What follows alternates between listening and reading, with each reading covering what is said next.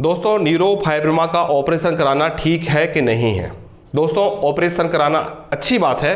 आप ऑपरेशन के द्वारा कोई भी ट्यूमर को हटा सकते हैं, लेकिन अगर वो लिपोमा का ट्यूमर है या डरकुम सिस्ट है तो उसको आप सर्जरी के द्वारा हटा सकते हैं, कोई प्रॉब्लम नहीं होगी।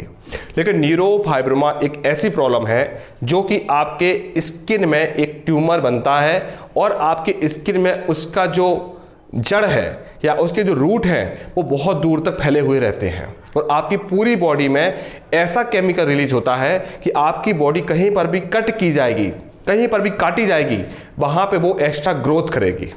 तो आपको न्यूरोफाइब्रोमा की सर्जरी के लिए सोचना है। अब दोस्तों, इसमें हम क्या करें? अगर हम सर्जरी कराना चाहते हैं तो क्या करें? मैं दोस्तों आपको सब सॉल्यूशन बता रहा हूं, आप अपने समझदारी से काम करें।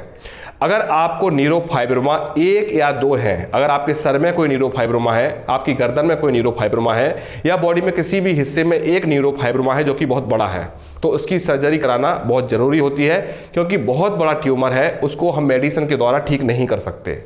तो आपको सबसे पहले उसको रोकने के ऊपर काम करना होगा, क्योंकि अगर आप उसकी सर्जरी करवाएंगे तो वो सर्जरी के बाद भी दोबारा रीग्रोथ करेगा, फिर आपको बार बार वहां पे सर्जरी कराना पॉसिबल नहीं होगा, एक ही जगह पे बार बार काट नहीं सकते हम। तो आपको पहले ट्रीटमेंट के द्वारा न्यूरोफाइब्रोमा को रोकना है।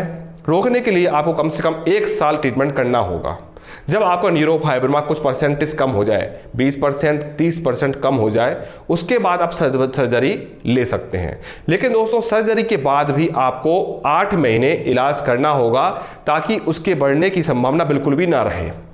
लेकिन दोस्तों, अगर आपके न्यूरोफाइब्रोमा पूरी बॉडी में है तब क्या करें? क्योंकि पूरी बॉडी में तो हम सर्जरी करवा नहीं सकते और न्यूरोफाइब्रोमा नया नया बनता जा रहा है, उसके लिए हम क्या करें? तो दोस्तों, उसके लिए सॉल्यूशन ये है कि उसको आप दवा से ही ठीक करें, उसकी सर्जरी के चक्कर में ना पड़े। 2 से 3 साल आपको लग सकते हैं और नया न्यूरोफाइब्रोमा तो बहुत जल्दी आना बंद हो जाता है। लेकिन आपको पूरी बॉडी में अगर न्यूरोफाइब्रोमा है तो आपको सर्जरी के चक्कर में नहीं पड़ना चाहिए, आपको रेगुलर ट्रीटमेंट करना चाहिए, क्योंकि ट्रीटमेंट के द्वारा न्यूरोफाइब्रोमा ठीक हो जाता है। लेकिन दोस्तों, अगर कुछ न्यूरोफाइब्रोमा आपको बड़े भी हैं, कुछ न्यूरोफाइब्रोमा आपको छोटे भी हैं, तो आपको क्या करना चाहिए? आपको छोटे न्यूरोफाइब्रोमा पहले इलाज के द्वारा ठीक करना चाहिए। इसमें सर्जरी पहले नहीं होगी दोस्तों, पहले आपको न्यूरोफाइब्रोमा ठीक करना चाहिए। जब आपके न्यूरोफाइब्रोमा छोटे ठीक हो जाएं और बड़े भी ठीक हो जाएं या कोई न्यूरोफाइब्रोमा बच जाए या जो बहुत हार्ड था, जो ठीक नहीं हुआ, तो ठीक होने के 1-1.5 साल के बाद आप सर्जरी ले सकते हैं, जो न्यूरोफाइब्रोमा बिल्कुल भी ठीक नहीं हो रहा है उसका। लेकिन जो ठीक हो रहे हैं, आपका 1 साल में 50% भी कम हो गया है, तो उसकी सर्जरी की जरूरत नहीं है आपको।